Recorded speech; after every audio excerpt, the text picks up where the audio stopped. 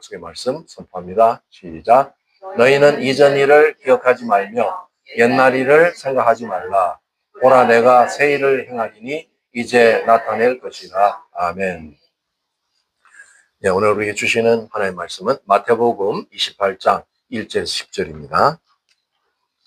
마태복음 28장 1절 10절 우리 한 절씩 교독하겠습니다.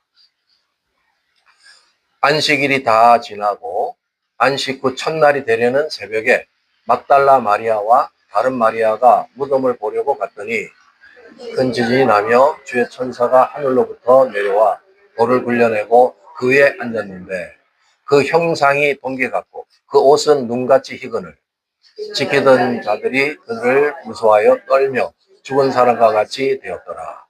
천사가 여자들에게 말하여 이르되 너희는 무서워하지 말라. 십자가에 못 박히신 예수를 너희가 찾는 줄을 내가 아노라. 그가 여기 계시지 않고 그가 말씀하신 대로 살아나셨느니라. 와서 그가 누우셨던 곳을 보라. 또 빨리 가서 그의 제자들에게 이르되 그가 죽은 자 가운데서 살아나셨고 너희보다 먼저 갈릴리로 가시나니 거기서 너희가 배우리라 하라. 보라, 내가 너희에게 일렀느니라 하거늘.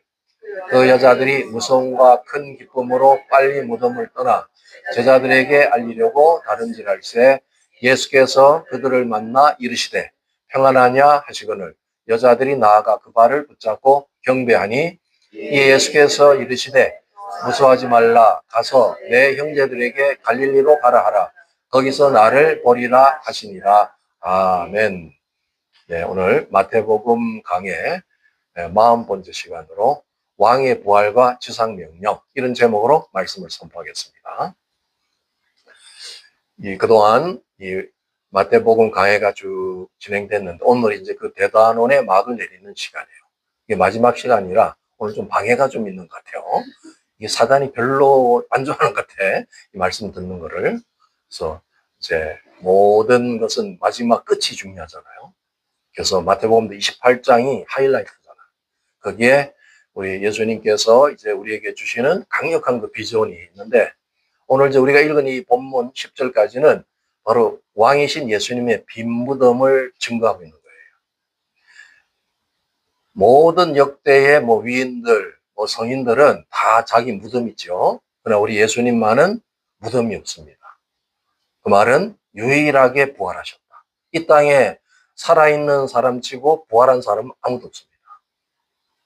이제 그 예수님이 첫째 부활이 되고 우리는 그 부활을 따라서 둘째 부활에 들어가게 돼요. 여러분 이제 그 소망으로 사시는 거예요, 사실은.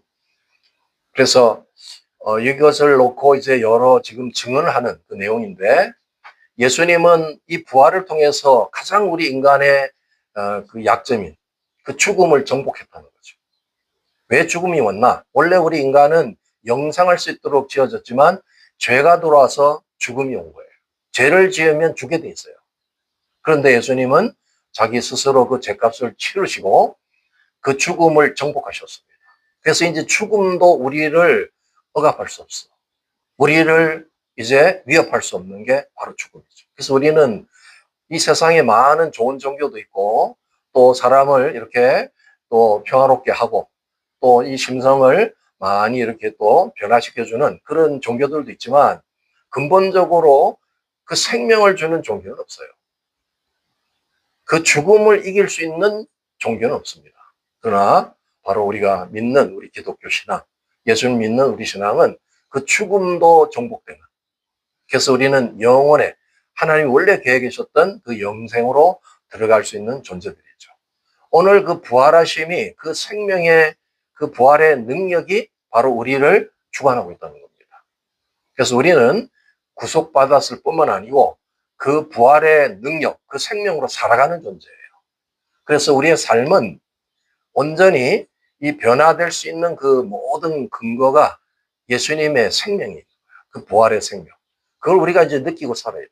그러니까 이 세상 종교와 우리 기독교 한마디로 말하면 생명이 달라요. 그 생명의 종교는 살아있는 종교는 오직 우리가 믿는 기독교밖에 없습니다. 그런 면에서 우리가 죽은 삶을 살면 안 되죠. 이 세상 사람은 소망이 없으니까 죽은 삶을 살지만 우리는 살아있는 영원한 삶을 추구하고 사는 존재들이죠. 이 세상에 살아갈 때 뭐 현실적으로 어려울 수 있지만 그 자체 생명이 우리를 주관하고 있기 때문에 그런 건 문제가 안 되는 거죠. 이제 주님은 그 부활을 통해서 우리의 부활을 약속하신 것입니다. 이제 나와 같이 너희들도 거듭나면, 이 구원받게 되면 이제 장차 내가 다시 신부를 데리러 올 때 그때 다 부활할 것을 약속하고 있죠. 그리고 우리는 이제 이 삶을 사는 것은 거듭남의 삶. 현재 우리가 사는 것은 그 거듭남이라는 게 바로 부활의 삶을 사는 거예요. 부활을 누리는 거야. 그러니까 부활은 나중에 돼봐야 아는 게 아니에요. 벌써 우리는 부활의 삶을 살고 있는 존재들이죠. 그러니까 우리의 삶의 이 어떤 가치라는 것은 뭐 세상에 그 어느 것도 비교할 수가 없어요. 온 세상에 뭐 사람을 현혹시키는 그 가치관들이 많지만 우리를 영원히 살게 하고 이 땅에서도 그 삶을 추진해 나가는 그 생명이라는 거, 그 부활의 능력이라는 것은 그 어느 누구도 흉내낼 수 없는 거예요. 그런 면에서 여러분들이 이제 날마다 이 부활의 생명, 부활의 능력으로 넉넉히 이기는 삶을 사시길 축복합니다. 우리는 그런 삶을 사는 존재예요. 그러니까 뭐 어떤 삶의 현실 상황 이런 어렵다 그래가지고 위축되고 또 거기에 막 이렇게 고민할 이유가 없어요. 우리의 존재가 누군가 본다면 우리 예수님이 어떤 분이시고 우리가 예수님이 우리에게 베풀어놓은 이 부활의 삶을 사는 존재라는 걸 확신한다면 우리는 그 어떤 어려움이 와도 넉넉히 이길 수가 있어요. 오늘 그런 면에서 이 증언은 너무나 위대한 증언이죠. 예수님은 3일 약속한 이후에 죽으시고 3일 만에 부활하셨죠. 그것은 정말 우리가 결코 잊지 못하는 바로 우리의 신앙의 근간입니다. 오늘 현대 기독교가 부패하면서 이상한 신학이 돌아가지고 예수님의 부활을 안 믿는 사람도 있어요. 안 믿는 신학이 있어. 그런 건 절대 동조하면 안 됩니다. 오늘 마지막에 어떻게 주님이 부활하신 거를 아주 정확하게 지금 증언하고 있는 이 사실을 오늘 계속 확인해야 될 것입니다. 내가 11절부터 15절까지 제가 한번 읽어드리겠습니다. 여자들이 갈 때 경비병 중 몇이 성에 들어가 모든 될 일을 대제사장들에게 알리니 그들이 장로들과 함께 모여 의논하고 군인들에게 돈을 많이 주며 이르되 너희는 말하기를 그의 제자들이 밤에 와서 우리가 잘 때에 그를 도적질하여 갔다 하라. 만일 이 말이 총독에게 들리면 우리가 권하여 너희로 근심하지 않게 하리라 하니 군인들이 돈을 받고 가르친 대로 하였으니 이 말이 오늘날까지 유대인 가운데 두루 퍼지니라. 여기 지금 자기들은 부활을 믿지는 않았어요. 유대 뭐 최고 종교 지도자는 사람들이 예수님 자체를 부인했으니까 예수님이 계속해서 강조했던 건 죽음과 부활이었잖아요. 그러니까 이제 혹시나 해가지고 또 이거를 역이용해서 제자들이 시체를 훔쳐가서 또 거짓 소문을 퍼뜨릴까 이렇게 이제 생각해가지고 그 파수병들을 세웠던 것입니다. 이 파수병은 로마 군인들이 아니고 유대의 그 종교의 이제 파수꾼들, 특별히 성전을 지키는 파수꾼들이죠. 그래서 철저히 이렇게 3일을 지켰지만 이제 마지막 날 약속대로 예수님이 부활한 사실을 이들이 목격한 거예요. 그러면 처음에는 정확한 부활 사건을 보고를 했잖아요. 아, 예수님이 진짜 메시아구나. 부활했습니다. 이걸 했는데 그 당시에 대제사장들 또 장로들 그 원로들이 이 사실을 이제 감춰야 되겠구나. 그래가지고 처음부터 이 조작을 하게 됩니다. 경비병한테 너희들이 밤에 이제 자고 있을 때 제자들이 와서 훔쳐갔다. 그렇게 소문을 내라는 거예요. 이 말 자체가 잘못됐다는 말은 경비병의 사명이 뭐겠어요? 경비병은 밤에 잠을 안 자는 거잖아요. 근데 스스로 자기가 잠을 잤다. 그렇게 시인하고 있다는 자체는 그 당시 군율에 의해서 그는 사형이야. 보초가 잠을 잤잖아요. 그래가지고 죄수를 놓쳐. 그럼 죽는 거예요. 죄수뿐만 아니라 그 당시는 그렇게 엄격한 법이 있었어요. 근데 이거는 스스로 자기가 죽을 짓을 했다고 보고하는 건 똑같은 거잖아요. 그러니까 이 말은 완전히 거짓말이죠. 말이 안 되는 얘기죠. 그러나 이제 큰 돈을 받고 뇌물을 받고 그렇게 거짓 증언을 했는데 이것이 이제 유대교 안에 퍼지기 시작해가지고 세상에 또 불신 세계에 다 퍼져나간 거예요. 거기에 이제 15절을 보면 오늘날까지 했을 때 성경이 기록되는 바로 이제 사도 마태가 이 성경을 기록할 당시가 AD 한 65년 정도, 그때까지도 이 거짓 소문이 조작되어서 떠돌고 있었다. 그걸 이제 믿고 있었던 거죠. 그러면 그때만이냐? 전통 유대교회는 지금도 회당에서 공공연 저것을 가르치고 전파하고 있어요. 어떤 기독교 교수가 뉴욕에 갔다가 뭐 회당인지 궁금해서 갔더니 그날 바로 저 얘기를 하더라고요. 예수님은 거짓말쟁이입니다. 예수님은 사기꾼입니다. 그러면서 예수님은 부활하지 않았습니다. 그러고는 저 얘기를 하더라고요. 아주 그래서 놀래 자빠졌대요. 그러니까 유대교인들이 참 열심히 있잖아요. 창조신앙을 갖고 또 성부 하나님을 그렇게 열심히 섬기고 구약의 율법을 지키려고 애를 쓰지만 메시아이신 예수님의 바로 죽으심과 부활을 근거로 한 이 구속을 믿지 않는다면 그들은 구원이 없습니다. 그렇게 열심을 내고 뭐 성경을 달달 외우면서도 다 지옥 가는 거예요. 이게 안타까운 현실이야. 그래서 우리가 지금 이스라엘 위해서 많이 중보하는데 그 무엇보다도 이들이 개종하도록 계속해서 중보해야 됩니다. 너무 이게 유대교는 강력해요. 예수님을 대적하는 데는 아주 강력해. 그러니까 지금도 이제 그런 가운데서도 핍박받으면서 메시아주들이 본토에 생기고 있잖아요.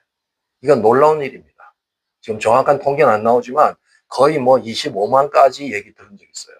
어마어마한 수가 지금 개종하는데 이 민족 전체가 이제 회개하고 돌이켜야 돼. 그래야 이제 주님이 오시는 거예요. 주님 오시기 전에 바로 유대의 그 놀라운 부흥이 있게 됩니다. 근데 지금까지도 저거를 가르치고 어린애에서부터 저거를 아주 거짓 소문을 믿게끔 이렇게 이제 조작하고 있는 거. 이게 오늘 이 증언인데 사실은 경비병들이 자기 스스로 꾀에 빠져가지고 뇌물을 먹었지만 이게 거꾸로 주님의 부활을 증언하는 결과가 됐던 것입니다. 참으로 이제 놀라운 일이죠. 이제 마지막 바로 이 마태복음의 하이라이트 16절에서부터 이제 20절까지가 바로 예수님의 명령, 지상 명령이 나옵니다. 우리 이제 한 절씩 교독하도록 하겠습니다. 11 제자가 갈릴리에 가서 예수께서 지시하신 산에 이르러 배웠고 경배하나 아직도 의심하는 사람들이 있더라. 예수께서 나와 말씀하여 이르시되 하늘과 땅의 모든 권세를 내게 주셨으니 그러므로 너희는 가서 모든 민족을 제자로 삼아 아버지와 아들과 성령 이름으로 세례를 베풀고 다 같이 내가 너에게 분부한 모든 것을 가르쳐 지키게 하라. 볼지어다 내가 세상 끝날까지 너희와 항상 함께 있으리라 하시니라. 지금 뭐 정상적인 그리스도인이라면 오늘 이 본문을 다 암송하고 있을 겁니다. 암송하고 계시죠? 네. 아직 안 외우고 있다면 꼭 암송하셔야 돼요. 다 안 외워도 되는데 18절서부터 18절도 부담되면 19절서부터 이렇게 암송. 18절부터 이 암송이 더 좋아요. 이것이 이제 주님이 이 땅에서 승천하실 때 마지막으로 제자들, 앞으로 믿을 바로 주님의 제자들에게 지상 명령을 남긴 거예요. 바로 이것이 우리의 삶의 목적이야. 여러분이 오늘 이 마지막 메시지를 통해서 나는 과연 지금까지 그 비전으로 살아왔나 한번 돌아보셔야 됩니다. 오늘 왜 현대 그리스도인들이 군기가 빠졌나? 왜 세속화되고 있나? 이 비전을 놓쳐서 그렇습니다. 여러분이 뭐 우리가 인간적인 그런 면으로 본다 할지라도 이제 부모님이 마지막 임종을 할 때 그 자식들 불러놓고 마지막 얘기를 하잖아요. 유언을 하잖아요. 유언. 아무리 이렇게 남봉꾼이라도 그 유언을 지키려고 그래요. 그 인간이 이거 돌이잖아요. 근데 예수님은 유언을 하실 수는 없죠. 안 돌아가시니까. 그래서 저 지상명령을 유언처럼 남겨놓으신 거야. 저걸 우리가 붙들고 살아야 되는 거예요. 저걸 지키려고. 마지막 우리에게 당부한 말씀이잖아요. 그런데 뭐 지상명령이 뭐야? 지상 이것도 모르는 분도 많고 지금 내가 왜 살아야 되는지 모르고 그냥 복 받으면 되지. 우리가 예수 믿으면 잘 먹고 잘 산다. 그래서 믿는다. 이런 사람이 너무 많으니까 이 기독교가 변질되고 있는 거야. 이게 아니에요. 우리의 중심에는 저 지상명령이 딱 자리 잡고 있어야 돼. 한번 넘어가 보겠습니다. 그 지상명령이란 말 자체를 많이 헷갈려가지고 지상이 땅 지자가 아니에요. 땅에 뭐 지상의 명령, 그래서 어떤 분은 지상 명령이 뭐 좀 이상하니까 지상 대명령 뭐 이러고 있는데 그런 말 쓸 필요가 없어요. 지상이 the great, 가장 위대한 높은 커미션 이런 뜻이죠. 그러니까 우리 옛날에 뭐 역전압 이런 사람 있잖아. 그 역전이 그냥 앞이란 뜻이에요. 그런데 저런 말을 모르니까 자꾸 지상 대명령 이상하니까 한자어라서 그래요. 지상 명령, 위대한 명령, 우리에게 남긴 정말 꼭 지키기에 우리에게 남긴 명령 이런 뜻이죠. 그 지상 명령을 이제 한 5가지 이렇게 풀이를 보면 먼저 가서 그랬죠. 가서 가는 거예요. 이 지상 명령 이루기 위해서 가는데 각자의 이제 가는 길이 있어요. 그래서 선교나 전도의 현장을 찾아가는 거예요. 내 인생에 가야 할 곳이 있는데 목적은 가서 돈 벌기 위해서 가는 게 아니고 여기 이제 이민을 많이 오셨는데 많은 분들은 돈 벌러 오셨잖아요. 그죠? 뭐 돈 버는 게 나쁜 건 아니에요. 그런데 그 비전만 있는 게 아니고 지상 명령을 가지고 오셔야 되는 거예요. 여러분 그동안에 그렇게 안 가지고 오셨으면 오늘 돌이키셔야 돼. 다시 이거를 붙드셔야 돼. 그냥 살다 보니까 잊어버렸어. 그러면 너 다시 지상 명령을 붙들어야 돼. 내가 어디를 가든 저 지상 명령을 가지고 가는 거예요. 선교 현장이야 거기가. 내가 사는 곳이 선교 현장. 꼭 저 아프리카 뭐 남미만 선교하는 게 아니에요. 내가 살고 있는 그곳에 내가 살고 있는 그곳은 바로 선교 현장이라는 거죠. 그래서 내가 뭘 위해서 사는가 이게 중요한 거예요. 두 번째 보면 모든 민족을 제자 삼아 그랬죠. 저기에 어떤 개인을 제자 삼아 이런 말을 안 쓰고 모든 민족을 그랬죠. 이것은 이제 제자의 양육이라는 것이 지상명령의 핵심인데 예수님께서 우리에게 가르쳐 준 그 교범은 어디 있는가? 사복음서에 있어요. 이 마태복음에 있는 거예요. 왜 그동안 마태복음을 자세히 했느냐? 우리의 왕이신 예수님, 그분이 어떤 분인가? 그 일대기를 알아야 될 거 아니에요. 그죠? 그래서 마태복음이 그래도 자세히 쭉 진행돼 나오는 것이었고, 그분이 와서 무슨 일을 했는가? 그분의 사역, 또 어떻게 일을 하시고, 어떤 말씀을 하셨나? 이게 마태복음에 잘 기록되어 있잖아요. 그리고는 우리에게 바라는 바로 제자 양육의 모델. 그것을 마태복음이 곳곳에 가르쳐 놨어요. 그래서 그걸 모델로 우리는 제자 양육합니다. 지금 교회는 뭐 제자 양육 교재가 있고 그러지만 예수님의 가장 중요한 그 교범, 그것을 중심으로 해서 양육 교재를 만들어야 돼요. 근데 보면 그게 빠진 것들이 많이 있어요. 제일 중요한 거는 주님 말씀한 대로, 주님이 가르쳐 준 대로. 그게 제자 양육의 모델이에요. 그래서 여기 보면 민족을 제자 삼으라 했을 때 우리가 개인의 제자화가 필요합니다. 한 사람 예수 믿고 주님의 제자로서 성장해가는 그 과정이 필요하죠. 그러나 그 민족, 살고 있는 그 지역의 제자화가 필요하다는 거예요. 우리 한국교회와 또 세계교회가 좀 많이 놓치고 있었던 것이 뭐냐? 바로 일터 사역이라는 거예요. 사람들이 일터에 나가가지고 여러분들 지금 일하고 참 얼마나 애쓰고 고생하고 계십니까? 열심히 사시는 참 좋은데 일터에 세상 사람들처럼 그렇게 살고 있어요. 세상 사람들처럼 돈 벌기 위해서 가서 사는 거야. 우리는 그렇게 살면 그거는 하나밖에 얻지 못해요. 뭐 돈은 얻을 수 있겠죠. 그러나 일터에 가서 사는 목적은 일터 사역을 위해서 어떤 사역이에요? 거기에 지상 명령이 거기에 가서 같이 접목이 돼야 됩니다. 그러면 하나님이 그 일터를 축복합니다. 어떤 분은 그러죠. 왜 내가 비즈니스 하는데 주님 나 축복 안 해요? 계속 망해가니까. 어떤 분은 나는 이상한 직장에 와가지고 나는 이렇게 고생만 합니다. 뭐 별로 대우도 못 받고 어떤 데는 쫓겨나기도 하고 나 왜 이럽니까? 그런 분 있죠.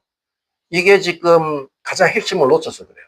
하나님 우리가 잘 먹고 잘 사는 거 거기에 관심 있는 게 아니에요. 뭐 하나님 뭐 우리 잘 먹고 잘 사는 거 좋아하시겠지. 그러나 그것만이 목적이 아니고 하나님이 우리에게 남겨놓은 저 지상 명령을 이루고 살고 있나 그걸 보는 거예요. 그러니까 일터 사역이라는 것이 이제 1900년도 뭐 후반쯤에서 이제 이게 깨달음을 가지게 돼서 교회에 이제 전파됐어요. 그동안에 저런 걸 다 놓친 거예요. 일터에 가서 우리는 일만 하는 사람이 아니에요. 하나님의 지상 명령을 이루는 사람이에요. 그러니까 벌써 내가 가는 그곳이 일터 교회가 되는 거야. 꼭 우리 한국인들은 보면 교회 안에서만 신앙생활 하는 사람이 있어. 그러니까 이 어떤 직분에 아주 목숨을 걸어. 왜? 한 자리 하려고. 여기서 한번 큰 소리 내고 막 이렇게 폼 잡고 그러려. 그런 거 아니라니까. 직분은 교회를 위해서 섬기기 위한 여러 질서를 위해서 만든 것이고, 각자가 일터에 가서 내가 그런 일터 사역자로서 거기서 일하는 거예요. 그러면 자세가 틀리죠. 그죠? 아침에 딱 일어나서 내 일터 가는데, 제가 이런 삶을 살았으니까 얘기하는 거야. 저 그냥 뭐 엉터리 산 사람이 아니야. 매일같이 저도 직장생활 오래 한 사람이니까 이런 자세로 나갔던 거예요. 그러니까 기도 안 할 수 있어? 내가 있는 그곳이 교회라고요. 그게 일터 교회야. 그래서 생각해 보셨어요? 교회에서 그렇게 막 엉터리로 살아요? 그럼 안 되잖아. 여러분이 교회 딱 오면 벌써 탁 긴장이 되고 탁 이렇게 깨어서 뭔가 주님을 중심으로 벌써 탁 예배 자세가 나오잖아요. 여러분 그렇게 다 오늘 너무 잘하셨어요. 할렐루야. 왜 직장 가서는 헬렐레 그러고 있냐 이거야. 아니라고요. 딱 다른 사람 그러든 말든 그래서 상관하지 말고 나는 거기에 일터에 나는 목사야. 이런 목사 좋아하실 줄 모르겠어요. 목사 되고 싶죠? 그러면 일터 가서 목사하세요. 목사하세요. 그거야. 그러니까 벌써 기도하고 준비하는. 저는 직장 생활할 때 매일같이 그렇게 했습니다. 시간마다 기도하고. 그래가지고 제가 일터 사역에 일터에서 부흥이 일어났어요. 내가 그 얘기는 나중에 한번 해드릴게요. 나는 그때 아주 상상도 못한 일을 경험했어요. 일터에서 그런 일이라. 우리는 교회에서 지금 부흥을 막 기다리잖아요. 그래서 교회도 부흥이 일어나죠. 당연히. 일터에서 부흥이 일어난다니까. 막 뒤집어지고 놀라운 일이 일어났다니까요.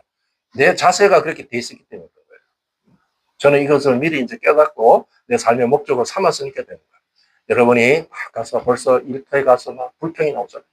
아이고, 내가 이 짓을 언제까지 해야 되나, 뭐 이러면서 이런 분들이 혹시 있을지 몰라요. 우리 안에는 없을 줄 믿습니다. 그런 벌써 이 자세가 틀렸어. 그 지상명령 잃어버린 거야. 비전을 잃고 사니까 삶이 힘든 거야. 하나님의 역사가 안 일어나. 하나님이 돌봐주시길 원하는데 거기에 하나님이 개입할 수가 없어. 그렇게 사는데 하나님 우리가 잘 먹고 잘 살기 위해서 예수님이 십자가에 돌아가신 게 아니에요. 온 세상을 한 나라로 만들기 위해서 영혼을 구령하는 그런 가장 중심, 제자를 삼는 그것이에요. 그러니까 여러분이 오늘부터 자세를 바꾸면 여러분의 직장이 굉장히 즐거운 곳이 될 수 있습니다. 비전의 곳이 될 수 있습니다. 그래서 내가 벌써 자세가 틀리잖아. 여러분이 나한테 막말한다고 내가 목사인 내가 여러분한테 막 같이 막 삿대질하고 막 싸우고 그러면 되겠어요? 안 그러죠. 제가 그럴 수가 없잖아요. 제가 목사 된 이후로 얼마나 자제한지 몰라요. 나도 옛날에 성깔이 있던 사람이에요. 그냥 멱살로 붙들 수 있는 사람인데 그 못합니다.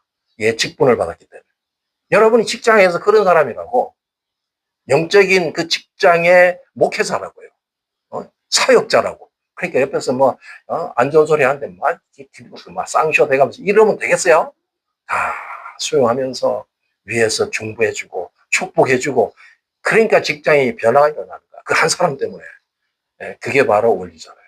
이게 제자 양육이라는 것은 그런 조그만 그룹서부터 사회가 변혁되는 거야. 이게 우리 한국교회에서 놓친 거야. 우리 한국교회는 그냥 교회만 가서 신앙생활 한 거야. 세상에서 마음대로 막 살고 이러니까 개독교가 됐어요. 안타깝게. 아무도 존경하지 않아. 기독교인 다 싫어해. 이런 상황이 됐어요. 그러니까 여러분 지금부터 마음 자세를 바꾸세요. 직장이 변화되는 거 아닙니다. 여러분이 가서 직장을 변화시키는 거야. 할렐루야. 목사님도 가서 한번 해봐. 이렇게 지금 뭐 좀 표정인데 저도 뭐 별 이상한 일을 다 당해봤어요. 직장에서. 그런데 내 마음 자세가 딱 그렇게 돼 있으니까 그게 뒤집어가지고 하나님의 기적이 일어난다니까. 싫어하던 사람이 나를 좋아하게 되고 기적이 막 일어난다니까. 그렇게 해보세요. 그래서 민족의 제자화. 이게 주님이 바라시는 거야. 그렇게 돼야 주님이 오시는 거예요. 세상의 복음화. 그게 그냥 교회 안에서 우리가 아무리 모여봐야 세상이 1%도 안 봅니다. 이 안에서 무슨 일이 일어나겠어요? 나가서 세상을 점령하는 거야. 그게 빛과 소금의 사명이잖아요. 그러니까 마음 자세가 벌써 제자의 이 지상 명령을 가진 사람은 벌써 태도가 틀려지는 거예요. 자, 그 다음에 주님께서 명령한 바로 의식이죠. 아버지와 아들과 성령의 이름으로 삼위 하나님의 이름으로 침례를 베풀고 우리는 세례란 말을 썼지만 원어는 바티즘, 침례란 뜻이에요. 물에 완전히 들어갔다가 나오는 거. 예수님도 침례 받으셨고 유대교는 침례가 다 지금도 똑같아요. 약식 세례를 하지 않습니다. 필요해서 어떤 때 어쩔 수 없이 하는 경우가 있지만 침례가 원칙이죠. 그래야 완전히 죽었다가 살아나는 의식을 경험할 수 있어요. 침례를 했다고 하는 것은 이제부터 삼위 하나님과 같이 더불어 연합하고 산다는 거예요. 내가 침례를 받았는데 내 마음대로 살고 막 진짜 한마디로 개차반으로 산다. 이건 말이 안 되는 거야. 그 침례 받은 사람 그렇게 사는 게 아니에요. 이제는 예수님, 삼위 하나님, 아버지, 성령님과 내가 같이 하나가 되어서 산다. 그걸 선포한 거예요. 그 놀라운 위대한 일이 일어나죠. 그 소련 같은 나라, 지금 러시아는 춥잖아요. 한겨울에도 예수를 딱 믿으면 침례식 합니다. 어떻게 해요? 얼음을 깨고 들어가. 우리는 아이고 들어가 감기 들면 어떡하려고 뭐 그러면 안 돼. 다 깨고 들어가요. 그래서 보는 사람 앞에서 지금부터 나는 이제 예수님의 사람이고 크리스천입니다. 나는 삼위 하나님과 더불어 삽니다. 다 선포로 들어가. 몰라요. 근데 절대 추위를 못 느껴요. 뭐 오히려 열이 난다고 그러더라고. 들어갔다고. 뭐 경험하고 싶으면 한번 갔다 오세요. 놀라운 이적이 있다니까요. 그래서 주님이 명령한 이 의식을 함부로 하시면 안 돼요. 우리가 지금 두 가지 꼭 주님이 하라는 것은 침례와 성찬의식이잖아요. 그죠? 이거는 꼭 지켜야 되는 거예요. 할 때도 그 감동과 주님이 그 시간에 함께 임재하는 그 체험을 가지고 참여하셔야 돼요. 이걸 의식이나 무슨 종교행위를 해서는 안 됩니다. 그래서 이 침례는 이제부터 내가 새로운 삶을 살겠습니다. 주님과 더불어 살겠습니다. 딱 선포하고 나가는 거예요. 그게 꼭 베풀라 이렇게 얘기했죠. 그 다음에 내가 너에게 분부한 모든 것을 가르쳐 지키게 하라. 여기서 가르쳐 지키는 것은 예수님이 전한 거, 예수님이 가르쳐준 거. 그래서 예수님은 어떤 거를 자세하게 뭐 비유도 정확하게 많은 것을 이렇게 우리에게 남겨놨잖아요. 그거를 모델로 해서 우리가 사는 거예요. 그래서 예수님이 가르쳐준 거를 우리가 가지고 실행하고 그걸 삶의 열매 맺고 또 인격화시키는 거예요. 그게 바로 교육이에요. 그게 교회 활동의 아주 핵심적인 게 교육 활동입니다. 교육하고 훈련하는 거. 그 뭘 배워야 되는가? 예수님을 거기서 배우고 닮아가는 거예요. 근데 오늘날 보면 너무 이래 보면 훈련을 싫어하세요. 어떤 분들은. 저는 누가 훈련시킨다면 너무 나는 감사합니다. 그래서 쫓아다녀요. 뭐 배우는 거 엄청 부담스럽게 얘기하는데 아닙니다. 끝까지 주님 오시는 날까지 잘 배우고 잘 가르치고 그냥 배우는 것만이 아니고 배우고 실천하면서 가르치는 거예요. 그러니까 어떤 분은 오늘 좀 필요해서 좀 훈련하겠습니다 하면 빨리 도망가고요. 이러면 안 된다니까. 언제 배우겠어요? 그래가지고 예수님께서 세 가지를 남겼죠. 우리가 이제 마태복음 다 하셨으니까 삼중사역 하면 딱 떠올라야죠. 뭐예요? 삼중사역. 가고파. 여기 나오죠. 가르쳐 딱 나오네. 첫 마디가 가르치고잖아요. 가르치고 고치고 뭐예요? 전파하고. 그게 예수님이 우리에게 남겨놓은 사역이에요. 우리가 교회가 그걸 하는 거예요. 그러니까 여러분 이제 앞으로 잘할 줄 믿습니다. 모이면 서로 가르치고 배우고 나누고 이거 하셔야 돼.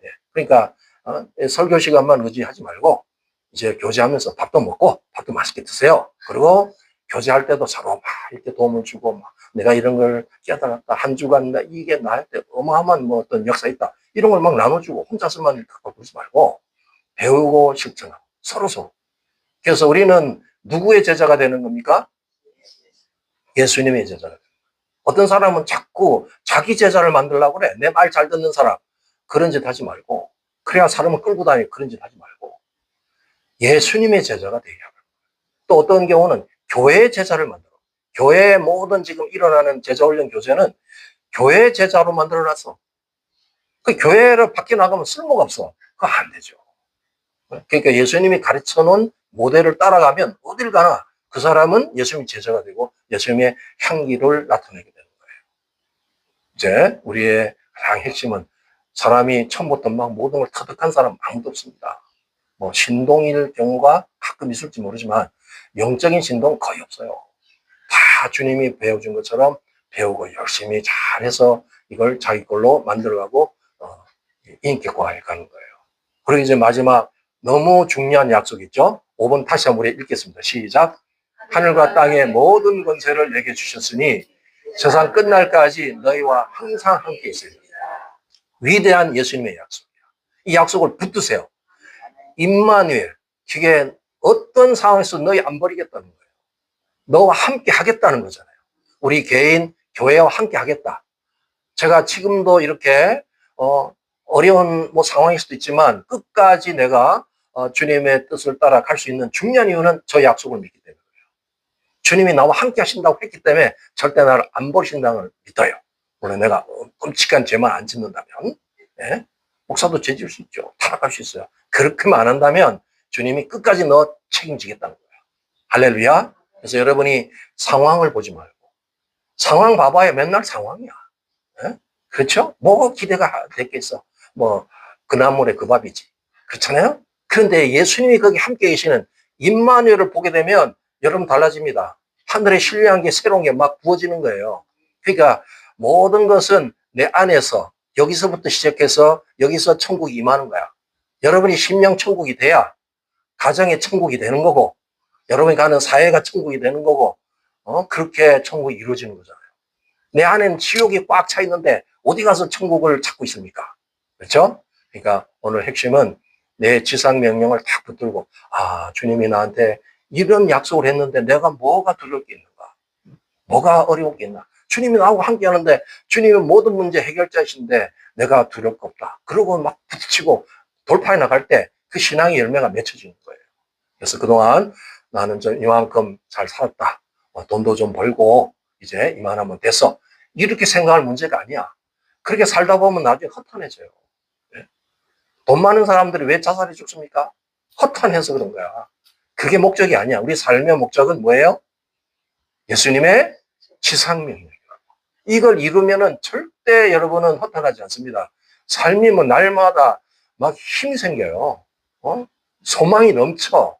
물론 이제 저 지상명 이루는 데는 많은 방해도 있고 쉽지 않죠. 그렇지만 그걸 막 돌파해 나갈 때 하나님 함께하는 그 역사를 보게 되니까 그런 거예요. 그래서 지금까지 내가 가만히 돌아보니까 살긴 살았는데 헛살았구나. 이런 분들 혹시 있을지 몰라요. 오늘 회개하셔야 돼요.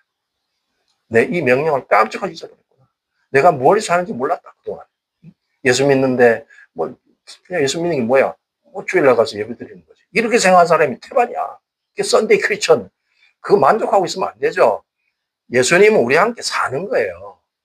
주일날은 축제를 위해서 모인 거고 같이 와서 밥도 먹고 주님을 높이고 합심해서 예배하고 경배하고 우리를 또 때로는 훈련받고 그러기 위해서 주일 모이는 거지 그거에 의무를 다했다가 아닙니다.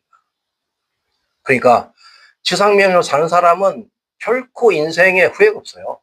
내가 어떤 삶을 살아내든 주님이 거기 함께 하실 것이고 임마누엘 하신다고 약속했으니까 그러니까 유업이 있는 거예요. 천국에 가도 아주 당당하게 들어갈 수 있고 하나님이 예비한 놀라운 일을 보게 됩니다. 나중에 여러분이 아주 놀랄 수 있어요. 지금 상상 못할 일이 예비돼 있어요. 그러나 이 땅에서 열심히 살았는데 지상명령 없이 혼자 열심히 살았다. 천국 가면은 거의 없어. 면류관 없이 옛날 부흥사대 할 말처럼 개털 모자 쓸 수 있어. 아무것도 없어. 안타깝죠. 잘 먹고 잘 살았지 그거죠. 그러니까 오늘 성도들은 어떤 삶을 살아야 되나? 마지막 하이라이트가 지상명령에 다 꽂혀 있어요. 그러니까 내가 이걸 잊어버리면 안 돼. 내가 뭘 하든 무슨 일을 하든 누구를 만나든 이 지상명령이 내 안에서 막 역사하고 있어야 돼. 그래야 삶의 자세가 나오고 또 하나님의 역사를 함께 이루게 돼요. 이제 여기 보면 제자들이 너무 처음 경험하는 거니까 그렇게 예수님 말씀해도 의심하는 사람이 있다고 그랬잖아요. 의심할 수 있죠. 그런데 예수님은 막 혼내는 게 아니라 그걸 하나하나 풀어서 40일 동안 같이 생활하시면서 하나님 나라의 복음을 가르치시고 또 정리해 주시고 다시 이들을 격려시키셨어요. 그리고 너희들이 지금 있는 상태로는 연약하다. 예수님 부활을 보긴 했지만 내 안에 힘이 없어. 그래서 예수님은 약속했죠. 내 아버지께 약속해서 선물을 하나 줄 테니까 기다리라. 그래서 바로 10일 동안 기다려서 온 그 선물이 뭐예요? 보혜사 성령입니다. 보혜사 성령 우리 안에 들어와서 우리는 용기가 생기고 힘이 생기는 그래서 성령의 권능을 받아야 되는 거예요.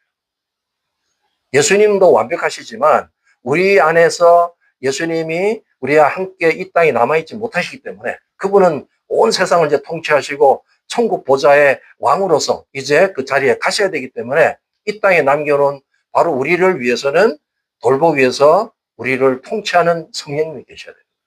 그래서 저 시상 명령과 함께 저걸 이루기 위해서는 보혜사 성령님이 임해야 되는 거예요.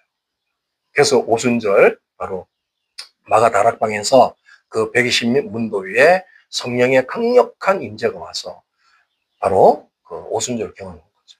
그래서 우리는 이제 예수님의 이 놀라운 지상 명령의 그 비전을 가지고 예수 이름의 권세를 우리한테 주셨잖아요. 성령님의 권능과 함께 나가는 거예요. 그러면 그건 천하무적이죠. 누가 앞에 우리 앞에 우리를 당할 수 있냐 이런 찬양인 거죠. 여러분 그런 찬양 좋아하시죠? 자주 부르세요. 누가 우리 앞에 예수 이름 나가는 우리 앞에 누가 감히 이게 당당한 거죠. 꿀리지 말고 세상에 아무리 권세 있어 보여도 아무것도 아니에요. 예수님의 권세와 성령의 권능으로 끝까지 이렇게 나가셔야 됩니다. 이제 마지막 그 결론을 한번 내렸는데 한번 전으로 돌아가 보세요. 네. 이제 예수님은 우리를 위해서 모든 걸 다 예비하셨어요. 우리의 생명도 예비하셨고 우리 구원도 예비하시고 이제 우리가 뭘 해서 살아야 될 것까지도 정확하게 다 가르쳐 주셨어요. 사람이 비전이 없으면 망하는 거잖아요. 그러니까 예수님이 우리에게 지상명령도 이런 것이라고 정확하게 얘기하셨고 이제 그것을 할 수 있는 능력도 부어주셨고 그게 우리는 복음이란 말 쓰죠. 복음을 들고 나가는데 이제 우리에게 예수 이름의 권세, 자녀의 권세, 하나님 자녀는 권세를 가지고 있죠. 여러분의 권세인 거 다 믿습니까? 여러분이 사단을 이길 수 있어요? 없어요? 사단을 진짜 이길 수 있어요? 어떻게? 예수 이름의 권세로. 자녀니까 이길 수 있는 거예요. 그래서 사단은 이러는데 꼼짝 못해요. 막 명령하면 다 순종해요. 그 이름을 끝까지 붙으세요. 그리고 우리 안에 지금 임해 계시는 성령님의 그 온전한 소욕을 쫓아서 그분을 따라가면 권능이 계속해서 나를 통해서 나타나는 거예요. 그 권능을 붙들고 나가면 이제 놀라운 일이 이루어져요. 그래서 전부 다 도망가고 숨어있던 제자들이 성령의 권능을 받고 다 나가가지고 이제 초대교회가 역사를 이루는. 그래서 성교가 돼서 저와 여러분에게 이 복음이 증언된 거잖아요. 이런 놀라운 일이 저와 여러분 속에 계속해서 이루어지기를 예수 이름 축복합니다. 오늘 이제 이런 내용을 가지고 한번 기도할 때 오늘 내가 부활에 대해서 정말 소망이 약했다면 이 부활을 다시 붙드세요. 예수님의 부활, 우리의 부활은 확실한 것입니다. 그리고 부활할 것에 감사하시고 예수님의 이 지상 명령이 그동안에 나에게 잊어버렸다. 그럼 다시 되찾아와야 됩니다. 그걸 소홀히 했다면 다시 회개하시고 이 지상 명령을 붙들고 내 삶으로 난 살겠습니다. 내 인생의 목적입니다. 붙들고 남은 인생을 주 앞에 드리고 충성을 다할 수 있도록. 또 이제 온 세상 열방의 소원은 오직 예수님의 구원밖에 없습니다. 세상이 잘 살고 아닙니다. 갈수록 세상 정세는 어려워집니다. 그래서 세상이 복음화되고 구원이 이루어지고 세상에 온전한 대추수가 이루어질 수 있도록 이제 오늘 우리 주여 삼창하시고 간절히 통성을 기도하겠습니다.